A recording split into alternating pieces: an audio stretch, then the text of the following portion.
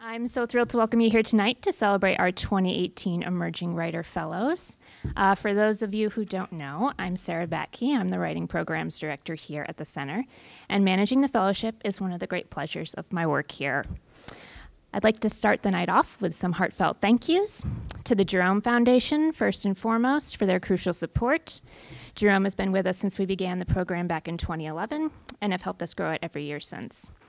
Thanks also to the McDowell Colony, especially Cheryl and Julia, for partnering with us on this event and for the generous donation of their beautiful space.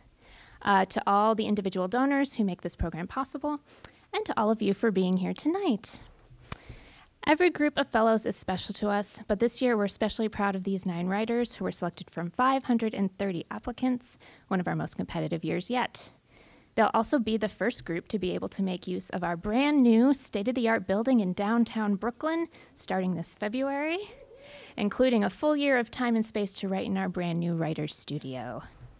This year, our fellows also received $5,000, the chance to meet with editors and agents, and 2 readings to share their work, of which this is the first, and we hope you'll come back in May to hear from them again.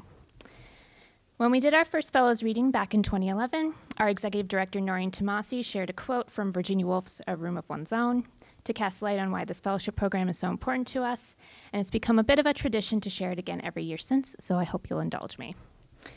Woolf writes, "To write is almost always a feat of prodigious difficulty.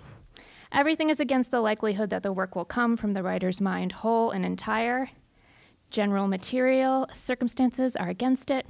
Dogs will bark, people will interrupt, so will phones. Please silence those.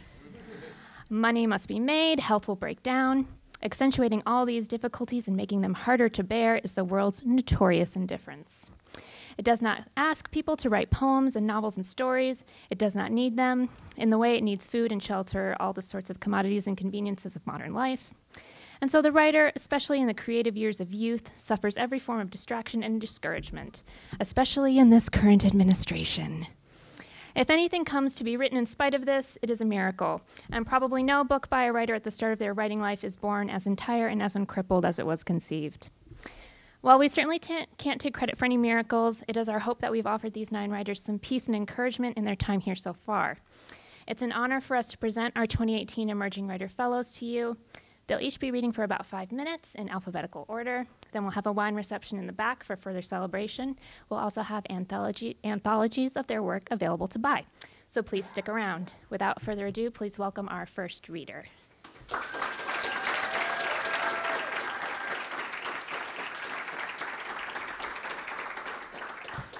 Hi, everybody. Can you hear me okay? Is the volume good? Okay, great. I'm Kara Blue Adams, and I'm going to be reading an excerpt from a story that's set in Louisiana and entitled Roommates. And it is, in fact, about 2 roommates. The man, Andrew, has recently gotten divorced from a woman, and he's come out and now has a boyfriend with whom he's had a fight. And the woman, his roommate, Ray, is single. And 2 weeks ago, they got drunk and had sex, and they haven't talked about it. And now they're hanging out for the first time after that. Their pretext is that they're waiting for a guy to come pick up a stray dog that they found, which does not actually happen, but something else is revealed, and I'll leave it to you to be surprised by what that thing is. They carried their drinks outside and sat quietly in the soft spring dusk, the moon an enchanter. Light left the sky, the air turning blue. The dog climbed on the living room couch and peered through the window, paws on the windowsill, his snout making an elliptical wet smudge on the glass. "He wants out," Andrew said, rising. He found a length of twine and tied the dog to the porch railing. The dog explored the porch and returned, curled up by Andrew's chair. His brown and white merle coat was reminiscent of a leopard's pelt. The look the dog gave her, penetrating and opaque, reminded her of her ex-husband, Ben. And she thought of Homer, of the drugged, docile lions and wolves Odysseus's men turned to swine. She had heard that a Catahoula's blue eye was called a glass eye. Breeding 2 of these dogs could result in deafness, malformations of the skeleton, the sexual organs, the heart. The blue eye did look like glass. It gave the dog an eerie quality, as if he were a prophet. "This is nice," she said aloud without entirely meaning to speak. "It is," Andrew agreed. He retrieved the bottle of wine, an Albarino, topped off their glasses, and sighed contentedly, leaning down to scratch the dog's ear. 8 came and went, 8:30, 9. She lit a candle and put it on the table by the wine bottle. The alcohol carried her up, up, up, an ember caught in the wind. She felt warm, happy, carried back to that first sense of possibility. Andrew pulled his cell phone from his pocket, checked it, put it away. "Anything good?" "Nothing. I keep hoping Marco will text." He stood and stretched. The dusky light made his face a composition of shadows. Overhead, the stars glimmered through a light cloud cover, shards of a broken mirror. "Time to call it a night," he said, "or switch to vodka tonics." "I'd have a vodka tonic," she said. What possibilities might this open? Louisiana's fatalism had seeped into her blood, given her a hedonistic edge she had not possessed in Boston. "Yeah," he said, "good, I could use the company." She watched him through the window's warped glass as he moved around the lit kitchen, mixing the drinks. Even tonight, a little drunk, worried about Marco, he had a physical confidence, an athlete's grace. When he'd smiled at her that night, he looked like a handsome little boy about to do something wicked for which he believed he would be forgiven. And then his smile had softened into a question, and she thought the question was what she felt for him. Lifting her shirt, he had said, "You have the most amazing breasts." When he came back out now, vodka tonics in hand, he said, "I hate fighting." "What happened?" she asked. That night, he had said again that he could talk to her in a way he couldn't talk to Marco, that he felt she understood him. He didn't know if he could love a man, he'd repeated, and she had seen this uncertainty, the pain in his face. "Oh," he sighed, "well, you've met him. You know how he is." "Yes," she said, but she didn't. Not really. "He found out I cheated on him." "How?" she asked. Her breath hitched, and the word came out sounding odd. In her chest, her heart, that traitor, skittered. Alcohol burned a bright trail through her body, and she could feel the luminous surface of her skin, her veins beneath. "He went through my phone." She must have looked puzzled, because he continued, "I've had a few things with some guys, and he read my text messages and found out." She couldn't think what he meant, but then it came to her. Not her, someone else. "Things?" she said. The dog whined and shifted, gazing up at her with those strange eyes. What if he was a person, she thought dizzily, an enchanted person, under the thrall of a spell? Sex. Right. Of course she'd known he was gay. She'd known that. "You met them out at bars?" "Online." "Is that safe?" He shrugged. She imagined a hotel room, the potential for violence. This thought made her throat seize up and sting, like she was inhaling smoke. What had she seen in the newspapers about this? A young man killed in Ohio, another in Texas? She saw the headlines and gathered enough. "You shouldn't meet strangers in private. You should have told me," she said. "You could have brought them here, where there would be people around." But she knew, as she spoke, watching him watch her face, that he had. Of course he had. She had heard a soft knock, heard him open the door quickly, seen a man slip in. Thank you.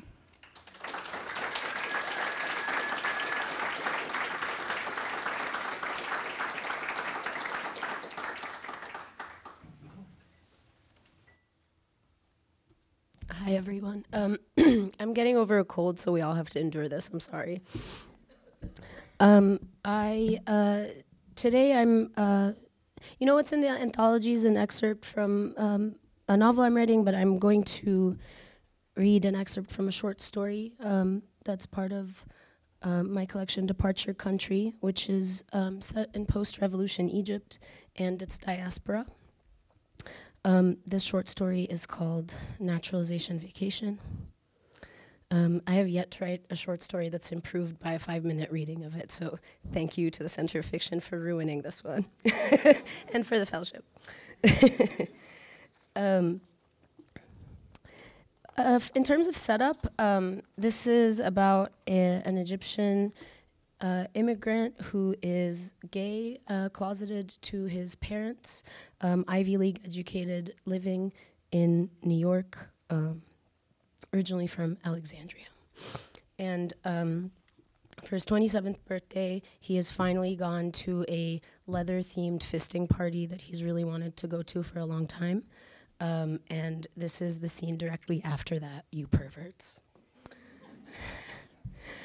The only time Muhammad remembers ever hearing the word fag, pronounced khawal, spoken at the end of his father's lips, is about a song one summer that came on the TV.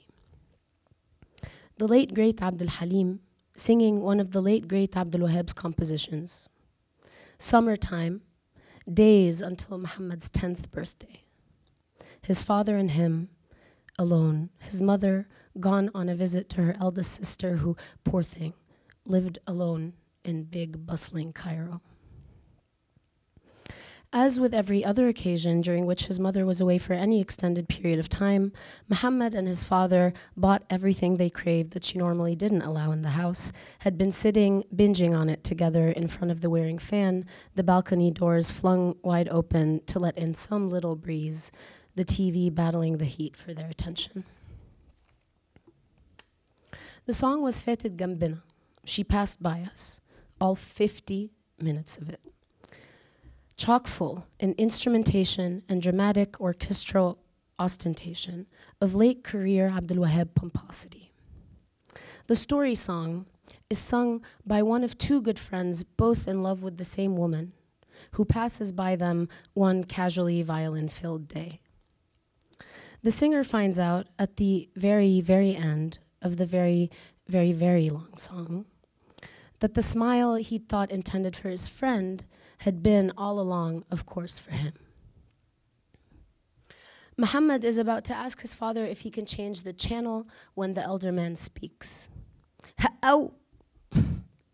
I promise you, a whole stable of whores could have run by either of those two, and neither man would have even blinked. Al-Fated Gambina. Muhammad, unclear what his father means, but assuming he will soon be told, grabs and opens another bag of candy. He eats a red one, then a green one, then a purple one. Did you know that or not about those two? Know what? كان خوال. Both of them actually. خوالات هما الاتنين.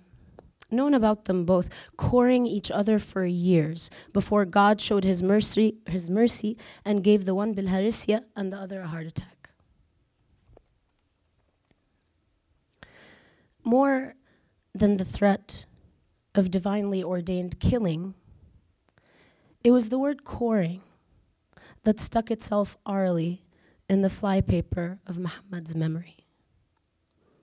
Exactly how his father said it. Exactly how his mustache covered the blinking black space between his flapping purple father lips.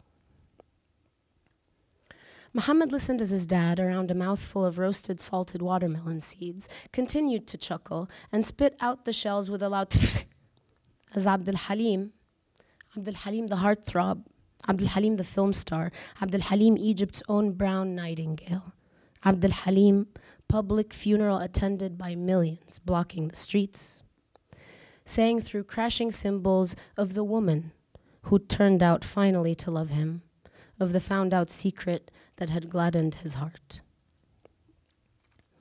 It was a lesson for Muhammad, though likely not the one his father had intended, that small single words could open up entire continents of silence. Muhammad reopened the bag of candy.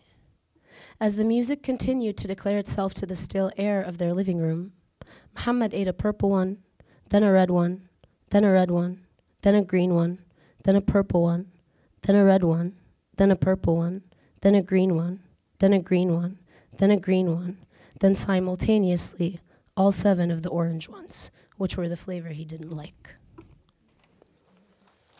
June 27th, 3 days before his 11th birthday, before the year would break itself in half. Of the 16th century Spanish nun, Saint Teresa of Avila, patron saint of headaches, it is known that in experiencing ecstatic union with the divine, she said, "The pain was so sharp that it made me utter several moans. So excessive was the sweetness caused me by this intense pain that I would never wish to lose it." Of the 19th century stigmatist and posthumously beatified Padre Pio, patron saint of civil defense volunteers, it is known that he'd been prone in giving himself stigmata to the most vivid of ecstasies, in which the saint was known to mutter, "My Jesus, my sweetness, how can I live without thee?" Of the 19th century Bengali mystic Ramakrishna, it is known that he described the soul as a thing that, in the grip of the highest ecstasy of self-mortification, swims joyfully in the ocean of the divine like a fish.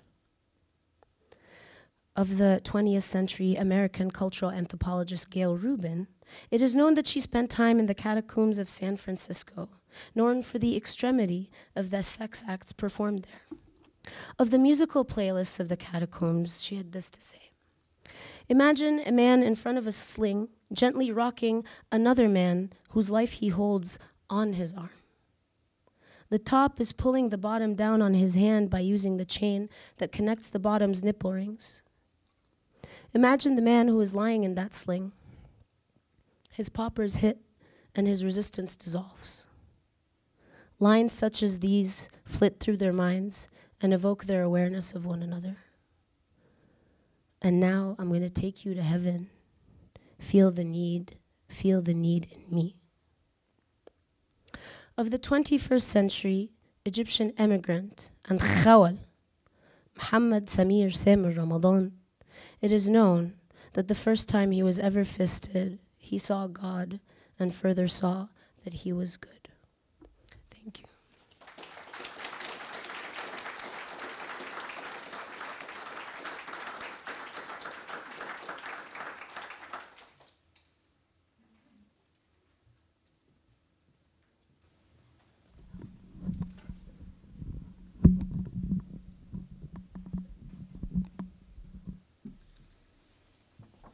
So my name is Diane Chang, and I'm going to read an excerpt from my novel. During the years of hunger, Q's family was better off than most because of the secret food stores her mother had accumulated over the years. The bags of rice and dried fruit, the jars of pickled vegetables buried under their floors that she kept hidden from her father, so that he would not have to choose between compassion and survival. The people with swollen legs, bellies, and faces, unable to rise from their beds, moaning for something to eat. The starving children by the road begging for watermelon rinds. He could not see this kind of suffering without offering them what he had. In her family, too, they became familiar with the feeling of hunger. They ate every last speck of food in their bowls and then licked their fingers. They ate rinds and peels and collected the edible weeds. Like everyone else, they swept up the peanut shells and boiled them until they became an inedible paste, and they ate it anyway. But her mother did not have to sell any of the children, and none of them died. And in exchange for her father's power to cure, people still sometimes brought him a handful of peanuts or an unripe melon, though in those days people often gave him nothing. The old people died first, who did not have the strength to gather food, whose families had enough trouble feeding their children, who had been seen at the banks of the creek gulping down mud to fill their bellies. Her father made house calls then and brought her with him to see the taut and shiny skin of the legs, the dent left by a finger pressed into the shins, some of them so swollen that a clear yellow fluid leaked out. A man who had been planting potatoes that morning collapsed and could no longer work and was carried home by his neighbors. She recognized the hollowed temple, the signs of starvation. Her father examined him and brought over the bowl of rice porridge and pickled cucumbers that was his own meal. In the single-room house, behind other houses on lower ground close to the river, He encouraged the family, a mother, a boy, and a girl Q's age, their own eyes ravenous in their wasted and swelling faces, to spoon a little at a time into the man's mouth. The small and dark-skinned girl with close-set eyes peered at them from a skull too close to the surface of her skin with a steadiness that perturbed her. There was a quiet force behind those eyes, a confidence in her family's right to go on surviving. "Old man, you're an idiot," her mother said when he came home. "You might as well throw food in the toilet." "The man is starving," her father said. "And are you going to his house again tomorrow to give him your dinner then? And tomorrow after that, and tomorrow and tomorrow? And what about all the other starving people in the village? Will you feed them too? With what?" "I have to do what I can." "When you bring them food from your own household, you're taking it out of the mouths of your children. You old fool, can't you see that we are starving too? Some have to die and some will live, but you would have everybody die equally, you idiot. What good would that do?" Her mother was 38 years old and had not had a period for months. Her cheeks hollow, her hair beginning to fall out over keeping everyone in their family fed, she stood in the kitchen with cloth sleeves protecting her blouse and scraped the bottom of a pan. "We're better off than most," he said. "I can miss my dinner every now and then. They don't give us enough food to survive. You think the bottle of baijiu and the fancy soap you got from your patient today will put food in our mouths? If you're not going to eat your dinner, you can give it to one of your sons who are growing." She scraped together some kind of dinner for him, as she always did, what remained on the bottom of her pan. She brought him a bowl of rice and a bit of fermented tofu, and with shame on his face, he ate because he was also starving like everyone else. A week later, they heard from the man's family that he had died, but still her father did not stop giving food away. She watched him do this again and again. The dying should be able to savor the taste of food in their mouths as they enter the next world, he said to her, as if there were a lesson in this for her. But the best bits, of course, he saved for her. Thank you.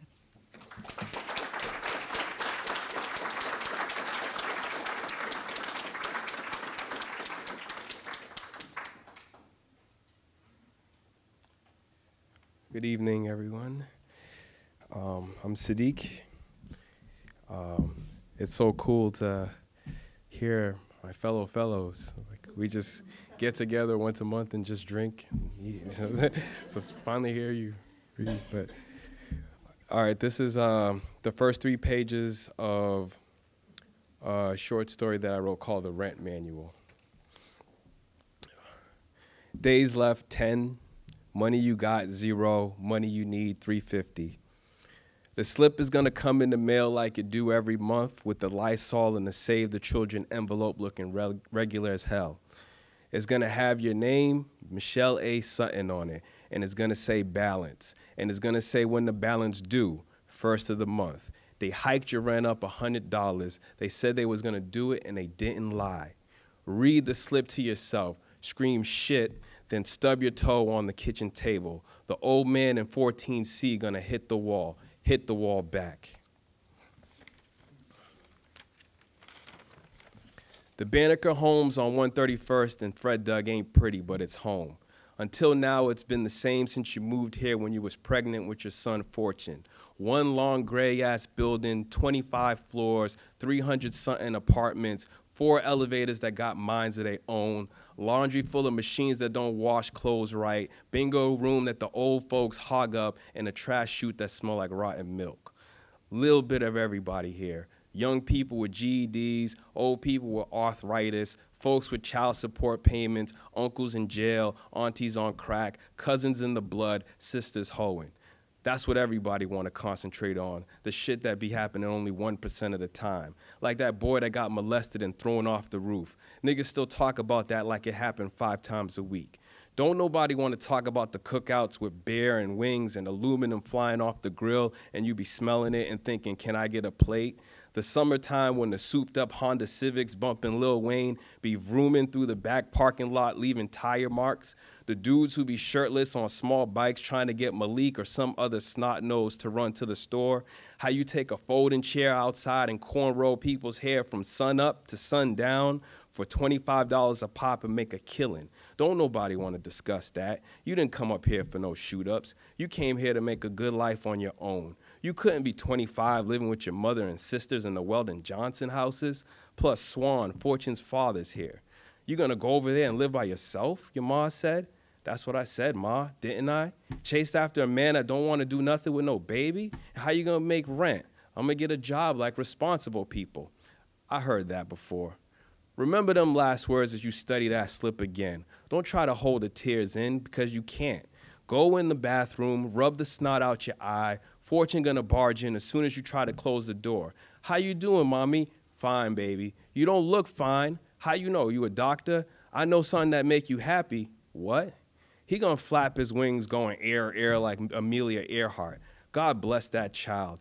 You didn't think nothing of it when he was 3 years old and licking water from the walls after his baths. A year later, he was talking funny and the doctor said he got lead poisoning. He asked, did you expose him to lead?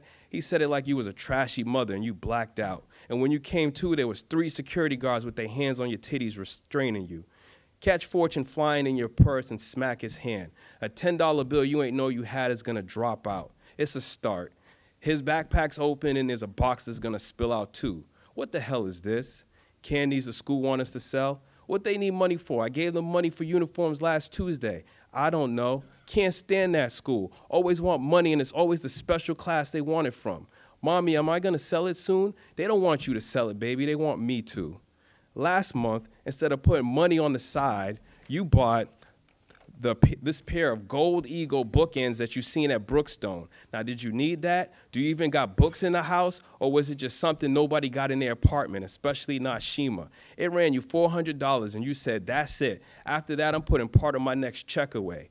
You didn't. You bought Louis Vuitton bags, Jordans, leather booty pants, open-toe spaghetti strap shoes you ain't never wore, and an Xbox you ain't never played. Social worker visited you in 14D, seeing the 50-inch TV on the wall next to Fortune's fingerprints, and was like, that's a pretty pricey model. And you said, I work real hard and I can buy whatever I want, so you can go up and shut up about that. All right, I'm done. All right.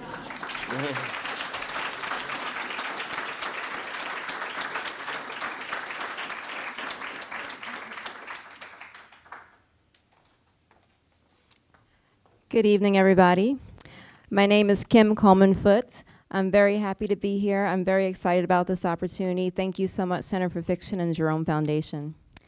I'm reading an excerpt from my novel, Saltwater Sister, which after almost 2 decades is almost done for real. And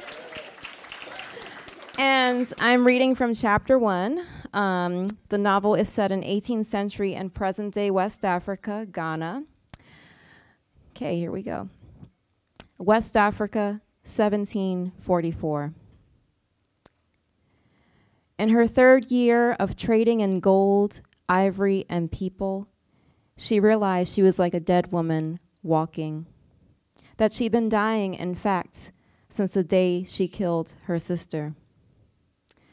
Pakwesi called her Bajua. She preferred other names she'd been given over the years, but it didn't matter. She had no progeny to remember her existence, let alone her name.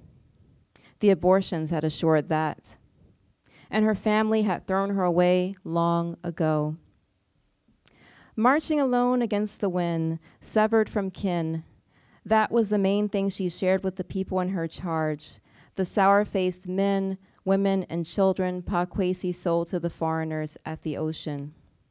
Only, unlike her, they couldn't accept that state, those people whose fathers had named them, who awoke to see their eyes, lips, and teeth reflected in others' faces, who sounded so self-righteous, tracing their lineages to the first uttered word.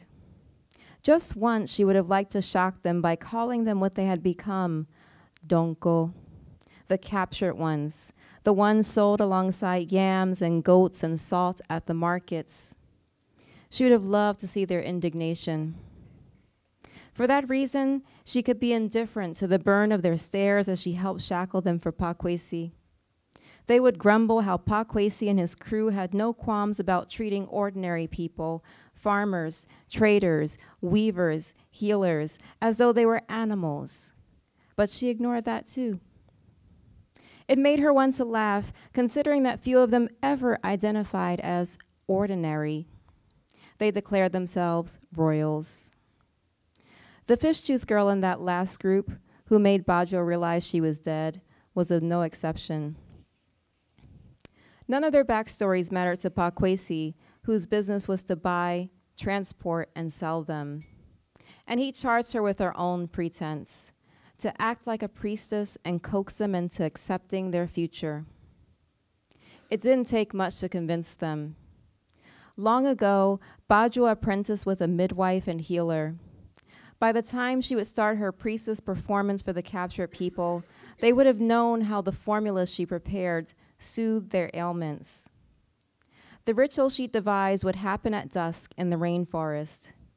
With the Fish-Tooth Girls group, it began like usual. The people removed their clothing, and the mosquitoes whined around them, hungry with the promise of blood. Bajwa then waited until the air became cooler, when the leaves and bamboo shoots high above had become a grayer shade of green. That was the only way to tell that nightfall had arrived, because the foliage of the rainforest hid the sky.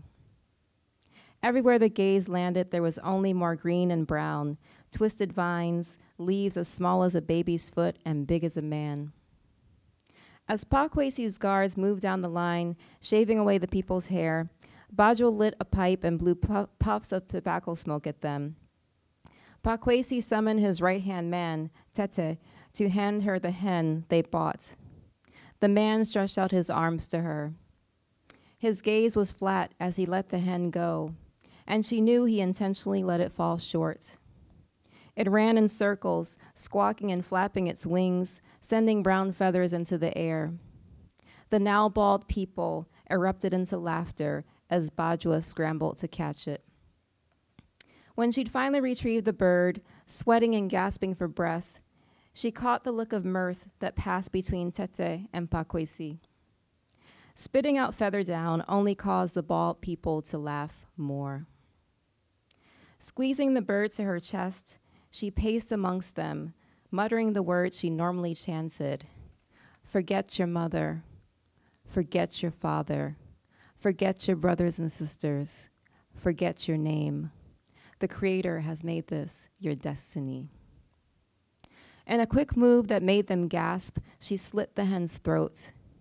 They squealed as she rolled her eyes into her head and sprayed them with blood, saying, "Your past is no more. The ocean is your new mother. She awaits your arrival like the salt water that comes before birth. Accept her as you will this river, and your worries will finish." She readjusted her eyes and saw the typical uncertainty creeping across the blood-splattered faces. By the time she and the guards had ushered the people into the frigid water to bathe, though, their faces were crumpling. Then came the moaning and crying as they begged the Creator to spare them. As always, it made her feel like she was killing her sister again. At the same time, she had the sensation of growing bigger, as if she were a snake that gorges, grows fatter, and rebirths itself with shinier skin. Thank you.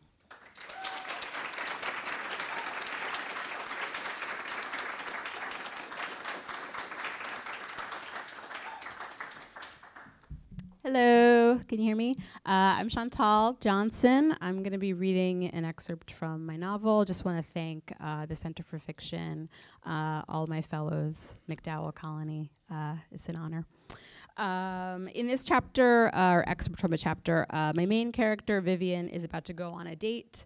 The novel takes place in our time, in our city. Dating was always strenuous for Vivian, dopaminergic. It gave her an excuse to strive and be appraised. Tonight, she had her first date with Matthew, a musician that she had met online. He was tall and white with broad shoulders and chin-length brown hair that curled at the ends when it was wet, according to the photos she had seen of him on the internet. Convinced that Matthew would only want to date someone less than 110 pounds, Vivian had mechanically gone on a ketogenic diet 2 weeks before meeting him, in addition to lifting or running every day, causing her to lose 4 pounds. Water weight. Being thin communicated hard work and happiness, and you couldn't see any cellulite in the sun. Before the date, Vivian went to a Dominican salon to have her kinky, sculptural hair straightened. Whenever one of the hairdressers playfully yelled across the room in Spanish, Vivian flashed to being yelled at, non-playfully in Spanish, by a family member as a child. And she'd get a contaminated feeling that she would have to shake off like a slug. And so, after just 3 hours of flickering vestigial sensations, Vivian walked out of the salon with heat-damaged but bone-straight hair, looking like a completely different, ethnically ambiguous person. She arrived at the hotel rooftop bar first. At the bar, while ordering, she started a conversation with a strange woman, Allie, so that when Matthew got there, he would see her as gregarious. Allie worked at the bar next door, which Vivian said that she'd never gone to because it looked like the kind of place where a woman would get roofied. Rather than look at her like she'd said something weird or inappropriate like most people, Allie laughed and went into a monologue about how she'd grew up in Atlanta during the 1980s child murders, she said, and how, due to her mother's hysteria, she was raised to be afraid of being kidnapped and asphyxiated. Allie's mother had been super protective, going as far as buying a bull mastiff to protect her daughters. With age, Allie developed a comic neurosis around being attacked, and now tipsy, she speculated to Vivian that maybe that's why she got a huge boyfriend in high school, who she was now engaged to, though despite having him around, she had still been a fearful teen and had, for example, attacked a handyman with a cast iron pan one day when, assuming familiarity, he'd opened the unlocked front door unannounced. He didn't press charges. Vivian noted to herself that the victims of the Atlanta child murders had all been black, according to the Wikipedia page, which she had surreptitiously looked at while Allie was talking. Allie was white, so her neurosis was a version of unnecessary suffering that made Vivian laugh to herself, thinking of it as a kind of psychological reparations. Someone tapped her shoulder, and she turned away from Allie, who seemed then to disappear. The pictures didn't do him justice. Matthew was boarding school white. He was water polo white. He looked like the most enticing thing in the world. Matthew said they were just in time for the sunset. He liked chasing sunsets, he said, which made Vivian cringe. He'd just returned from a week at his brother's place in Lone Pine, California, a tiny town butted up against the Sierra mountain range, and he'd gotten used to hiking up and watching the sky until dusk, feeling peaceful. Vivian deadpanned, channeling the original kings of comedy. White people love hiking. And Matthew sort of cringed. To save it, she softened, saying, actually, it sounded amazing. Nature's theater, right? She said. And he smiled, opening toward her. They hit their stride in the conversation when she mentioned meditation on purpose, because she knew from Matthew's dating profile that he'd practiced it for years. I love the quiet superiority of the Buddhist attitude, she said, scoring a laugh. Meditation was slow going, though, because whenever her thoughts wandered, she felt like she was making a mistake. Matthew winced. No, it's not like that. You're not doing it right. You need to get rid of the concept of mistake entirely. The whole philosophy is about experiencing your thoughts and not judging them or yourself for having them. So there aren't any mistakes. Self-criticism actually just takes you away from the whole purpose of meditating. Vivian ironically felt as if she'd made a mistake in the conversation they were now having and had been scolded, but she eroticized the scolding so it would hurt less. And with deliberately reverent curiosity, she asked him how meditation had changed him. He said that it made him less judgmental, more aware of his body and emotions, and that he experienced moments of pure joy. Matthew asked if she was comfortable where she was standing. I guess I haven't been meditating enough to know the answer to that, she said. He laughed, and she excused herself to go to the bathroom, though she didn't have to pee. She was just tired of being looked at. She projected sociability walking through the bar until stepping into the single occupancy bathroom when her face was pulled down by a vague force. Alone in there, she pulled down her skirt and black cotton underwear with lace trim, smelling herself, trying to eliminate water and alcohol, recalling the softness of Matthew's t-shirt, which she had gently gripped when they hugged, and that phrase of his, pure joy. That was not a state she knew anything about. After flushing, Vivian squatted in front of the long mirror of the bathroom in a chair pose, looking for indentations, noting that her legs were simultaneously thin and full of fat. She stood now, flexing her right arm, admiring the muscles that were slowly starting to form there, with a look of sad straining on her face. She hoped that her arm would always look so small. She feared that it wouldn't. Thank you.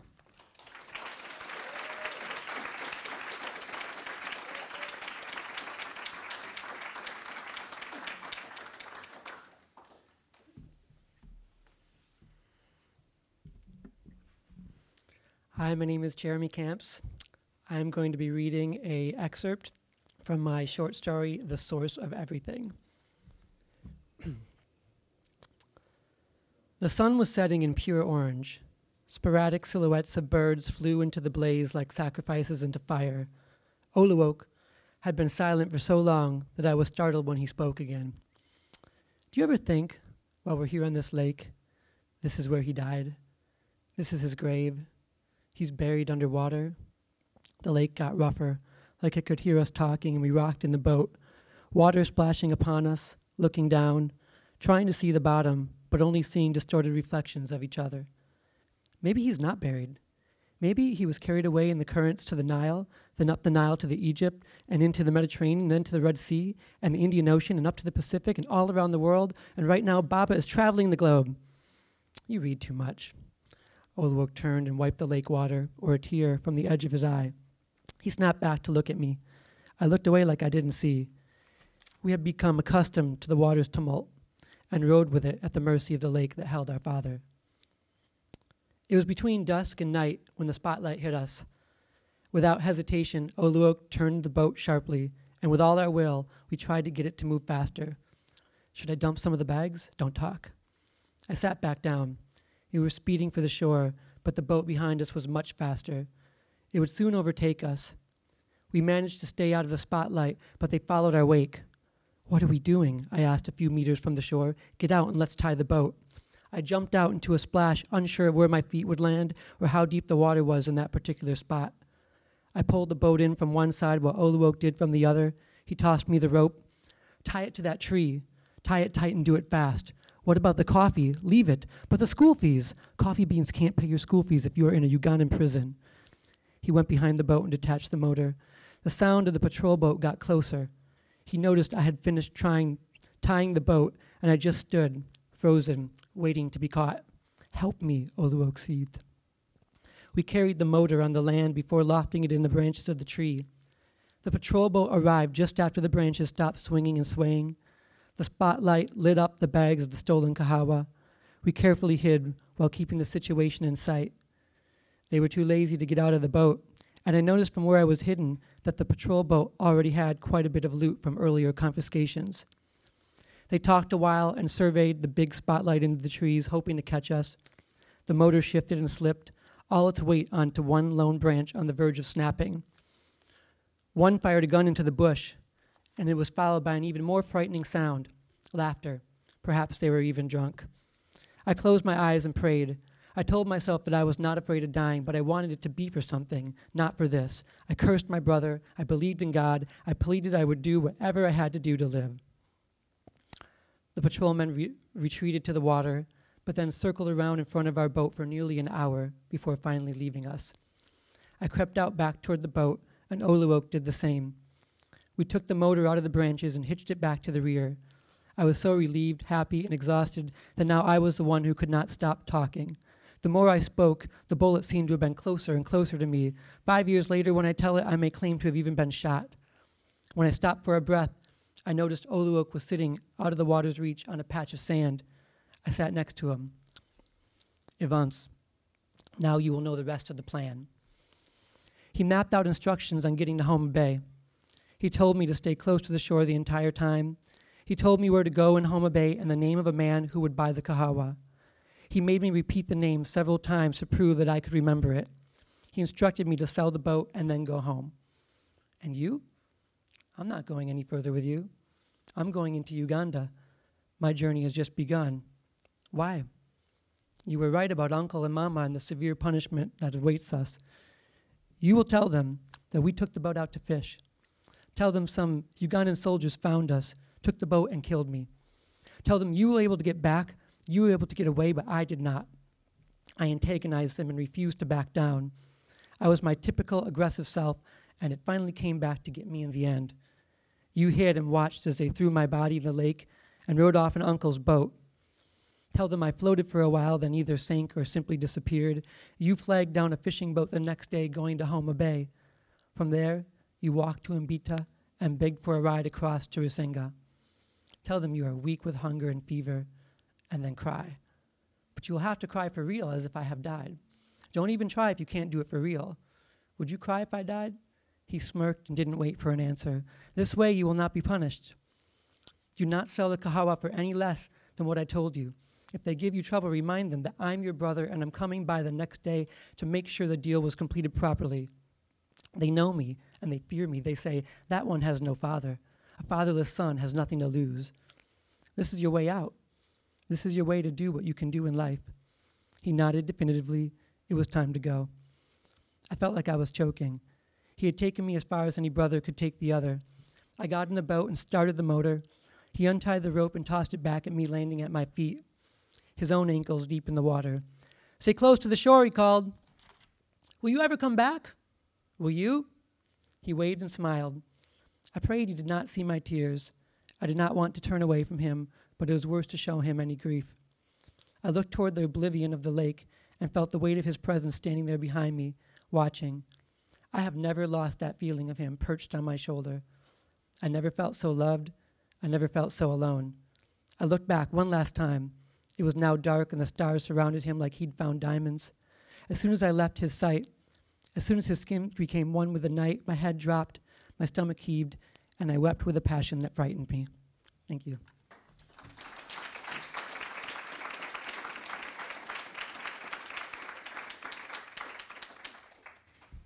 Hi, my name is Katie Mayfield, and I'm reading the beginning of my novel, The Reenactors, which is about a world in which it becomes popular for families to hire actors to impersonate their dead. And the main character has recently been appointed to impersonate a recently deceased NASCAR driver. The night Valentina comes home from the dead, the first thing her mother does is check her teeth.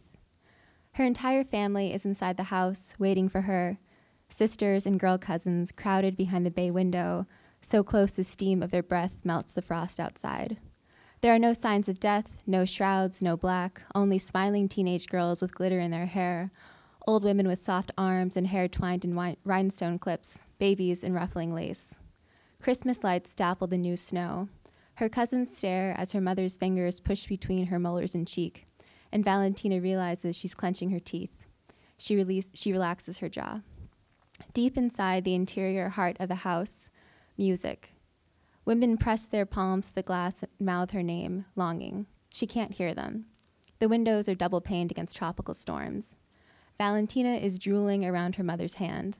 Her newly alive arms hang by her sides, and she can feel the blood beating in her fingertips. The snow melts under the warmth of their embrace. Behind the glass, everyone holds champagne flutes, the cheap plastic kind you can throw away, and glass egg cups swirling with dark liquor and mint leaves. The children, all girls, spill cans of cheerwine and sip cans of cheerwine and spill it in little bubbling streams through a model Christmas village arranged on the window's inner sill. The soda fizzes at the miniature front doors and wilts the artificial snow, and one of the kids gets hit. Not hard, but a slap from a mother on the side of her face, and her chin crumples in pain. The other girls ignore her and keep spilling their drinks on purpose, just to see what will happen. Valentina's mother's hands are still inside her mouth. Her mother's skin tastes like fresh onions, and her hair smells like pine trees. Her fingers brush Valentina's soft palate, and delicately, she swallows. It's late, and maybe she's tired. She can't be tired. She drank 3 black coffees on the ferry here and needs to pee very badly. But through the window, it looks like everyone is breathing in unison. Aunts and girl cousins and nieces and grandmothers and sisters, watching her like the reversal of an extinction, leaning into the dream of it. Their white breath steams and shrinks against the glass, like a single perfect animal. She stands on the porch with her mother's fingers inside her mouth and lets herself be watched. The return is always something miraculous. She has been told to let the family reacclimatize. It's 3 weeks until Christmas in North Carolina, and since Valentina's death in August, the house has been repainted shrimp shell pink. Silver tinsel hangs from the gutters and whips around in the nighttime breeze. Her mother feels with her thumb the place where her bottom teeth crowd together, then reaches further back to check the fillings, to feel the unevenness where she chipped a molar on a cherry pit last spring. She didn't have these imperfections memorized when her daughter was alive, but now she has the dental records, just like the new Valentina does. Her mother's fingernails are long and freshly painted. She can taste the polish as they scratch the back of her throat, starts to gag, stops herself. Her mother's crying, makeup running, not barefaced like in the photos she saw. She's calling her beautiful, darling Valia, returned, my little heaven. Valentina's throat seizes up. She's going to gag, doesn't want to vomit in front of her entire family. She makes a soft noise in the back of her throat. Her mother takes her fingers out. Valentina breathes through her nose until the nausea goes away, her mother's fingers still wet with saliva holding her face, and drops her bag onto the porch to hug her. After death, like in life, Valentina is exactly 8 inches taller. Her mother has remade herself a Valentina too, mascara stippled on her cheeks and eyeliner shaky like she doesn't do it often. Her mother is older than Valentina realized she would be, and more fragile. Under her hands, her mother's sweater is pilled and sagging under the weight of a dozen jeweled pills, snowflakes adorned with pearls and gold-bowed trees and sequin-eyed Santa Clauses. She hugs her tighter, listens to them click together. Black socks with a crease, permed hair, house slippers that now must be soaked through from the gloss of ice. Her back is rounded and warm. She feels like a mother should. Mom, she says in the southern accent she's practiced. Mom, I'm home. No, her mother says. She called me Mama, but at least you got the teeth right. She shouldn't have made that mistake. She needs to focus. Mama. There's a fringe of real and plastic icicles hanging from the eaves and a noxiously orange fishing buoy by the front door. When she exhales, the white vapor makes her think of a soul. Her mother's still holding her, so she whispers, Mama. There's tinsel in her mother's hair and lines of tears drying on her face. She has a slight double chin. All the women are waiting inside. The door opens, and music and conversation slide out into the cold, golden and boiling. Her mother takes Valentina by the hand to lead her into her daughter's old life. Mama, she reminds her again. That's what you called me. That's it.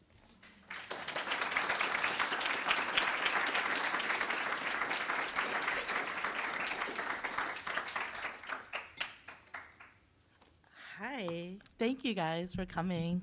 Here we go, that's better. So I apologize, I am also getting over a cold or have a cold, I don't know. So hopefully it'll be okay. So I'm gonna read from the ending of a chapter in my novel in progress. It's called Perfect Compartments. The whole work floor is silent. Lunch started 15 minutes ago. Henry knows all the workers are eating, crammed together at lopsided tables in the cafeteria on the other side of the building. Wiping the sweat off the back of his neck, Henry is suddenly vividly aware of how hot he is. Getting up from his chair, he goes to his file cabinet and the second to last drawer finds what he's looking for, a golf towel with a ragged hem, smelling faintly of the soap he uses to wash his car. He's already unbuttoning his uniform shirt, the towel around his neck, as he walks out of his empty office, leaving the door wide open. He walks down the center of the work floor, flanked on either side by commercial dishwashers, all cubes of dented metal and rusted steel stacked one on top of the other. The hoses overhead are dusty black, dotted here and there with blue masking tape, covering holes and tears. Water gargles above head, the pipes flushing dirty water out. There's the sound of scurrying feet.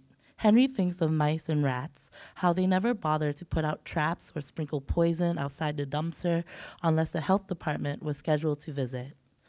The workroom floor is slick with the remains of soap and cleaner. The drain in the very center of the room still burps up bubbles of iridescent green. He hears a noise again. The scurrying comes from the double row of trash cans right outside the door of the men's locker room. In college, Henry worked in a mess hall, spraying down the kitchen floor and all the pots and serving trays with the industrial hose, and would watch, both in horror and awe, at the gathering swarm of mice that frantically tried to fight back against the stream of water. Some mice died instantly, crashing their little skulls against the steel cabinets and metal counter legs. Others would twitch and shake in their last few moments, ducking and bobbing in the water. But every once in a while, a mouse or two would survive, unable to run away, but still breathing frantically, their furry sides expanding in and out, slowly in and out. Henry would keep watch as he untied the apron, now splattered with food stains, and reached for a plastic bag from one of the top shelves. Crouching over the tiny body, Henry would take a deep breath, wrapping his left hand in the black bag. He was swift to break the mouse's neck, marveling at how quick the bones were to bend and then break completely in the grip of his hand. Each mouse would make exactly the same noise as it broke. Even now, as Henry walks to the trash cans, he can still hear it, the crack when the bones finally gave in. What Henry finds nestled in the shadows is one of the workers, a dishwasher. He can tell by her light blue hairnet, small and slight. He nearly drops the towel around his neck as he quickly moves away from her. There is something in her turned-away face that compels him to do so. She's trembling, and Henry pretends he doesn't see the wrappers in her clenched hands. Bright orange, nuclear blue, cotton candy pink, all wrappers of the potato chips and cocktail nuts and cookies pass out in first-class flights. Her waist is small, her body swimming in the bulk of the uniform. The fingers grasping the wrappers are rough, red with sores and uneven nails. First thing she says is sorry, her lips shaking in between each breath. She is young in a way that makes Henry offer her the towel, ragged and torn as it was. He says, "Don't worry, okay?" When she stands up, the top of her head barely reaches Henry's shoulders. She is looking at Henry's feet, and quietly she holds out the wrappers. She says, "Sorry, no stealing." When she speaks, the words carry an accent he cannot place. "Don't worry, okay?" Henry repeats as he opens the door to the locker room and keeps it open with the crook of his elbow. He pauses, taking another long look at her. "What's your name?" "Me?" She doesn't say anything else. Henry takes a breath and points to himself. "Me, Henry." She nods. The wrappers by her feet crinkle softly as she takes a step back. He tries again, lifting his hands to jab at the space where his heart is. He repeats, "Me, Henry." She nods. "Me, Nari." In the shower, Henry thinks of the leftover meals that are returned to the airport kitchen. Huge plastic trays with meat and vegetables and huge slices of cake all in their evenly divided, perfectly portioned compartments. He thinks about how years ago, when he first started working as Sky Chef, how easy it was to take home a meal or two, unwanted and untouched. What he doesn't want to remember, but does anyway, is Pam's face as she crossed her arms and declared that she would not eat anyone's leftovers. Mostly, though, he thinks about Nari, the shiny wrapper that clung to her shoe as she excused herself and ran to a cafeteria. He will look her up. He will read her file, write down where she came from on the back of his hand so he wouldn't forget. And next time, when no one's around, he'll bring her to the walk-in where she can take as much food as she can possibly hold in her hands. When the lunch bell rings, the men's locker room is flooded with workers, speaking a mixture of Spanish, Khmer, and Arabic. They don't notice Henry in the last stall by the only window. They don't even look up from undressing as Henry gets out, wiping himself dry with the towel, and slowly begins to put on his wrinkled clothes. He pauses in the middle of putting on his shirt. On the cuff, he sees it, a crumb, the bright orange of a Cheeto. Nari must have eaten whatever she could find on the plates and trays she washed during her shift, stuffing the bags deep into her pockets, hoping no one would see. With the tip of his thumb, Henry picks up the crumb and places it on his outstretched tongue. God damn, he thinks, that's good. Thank you.